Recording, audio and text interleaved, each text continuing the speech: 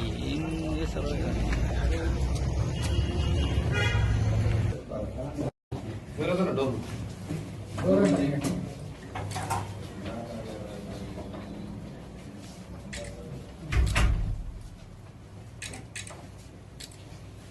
with all proofs and all,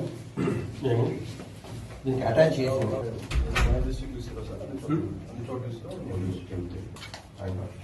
is a received copy. I have to send it to again to my head office.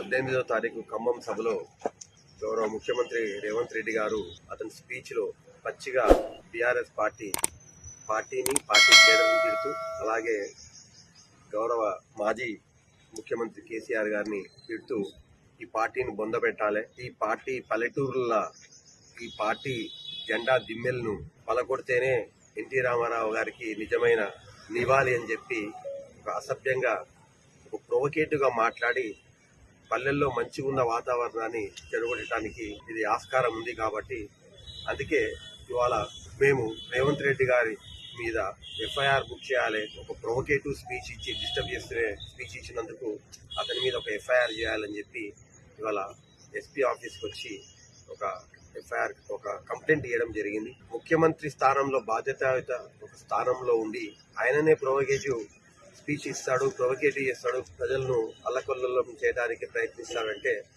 ఈ తెలంగాణ ఎక్కడ పోతుంది అనేది మనం అర్థం చేసుకునాలి.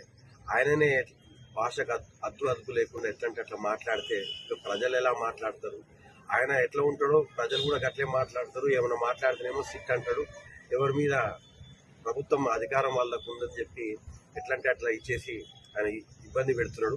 అంతేకాకుండా ఇలా వాళ్ళ మొన్న జరిగిన కథనాలన్నీ చెప్పి తెలుసు మీకు, ఎన్టీవీ కానీ ఆంధ్రజ్యోతి కానీ TV9 కానీ అన్నీ వాళ్ళ పంచుక తినే దాంట్లో దాన్ని డైవర్ట్ చేయాలని అంతా బయటపడ్డది ప్రజలకు. అది బొగ్గు గనుల పంచాయతీ అని బయటపడినాక ఇలా ప్రజలది మళ్ళా మైండ్ డైవర్ట్ చేయాలని చెప్పి హరీష్ రావు గారిని టెలిఫోన్ ట్యాపింగ్ కేసు మీరు సిట్ అని చెప్పి నైట్ నోటీస్ ఇచ్చి వాళ్ళు రమ్మని చెప్పారు. ఎంతవరకు సమంజసం అని అడుగుతున్నా. ఆల్రెడీ కోర్టు డైరెక్షన్ ఇచ్చింది, ఆయన క్లీన్ చిట్ ఇచ్చింది సుప్రీంకోర్టు. అవసరం లేదు, నన్ను విచారించే అవసరం లేదంటే కూడా ఒక మళ్ళా సిట్ని వేసి అతన్ని విచారించి ఇబ్బంది పెట్టి ప్రజలను డైవర్ట్ చేయాలనుకునే రాజకీయం చాలా రోజులు నడవదు. ఈ రేవంత్ రెడ్డి ఎప్పుడైతే గద్దె దిగుతాడో అదే ఎన్టీ రామారావు గారికి నిజమైన నివాళని చెప్పి నేను ఈ సందర్భంగా తెలియ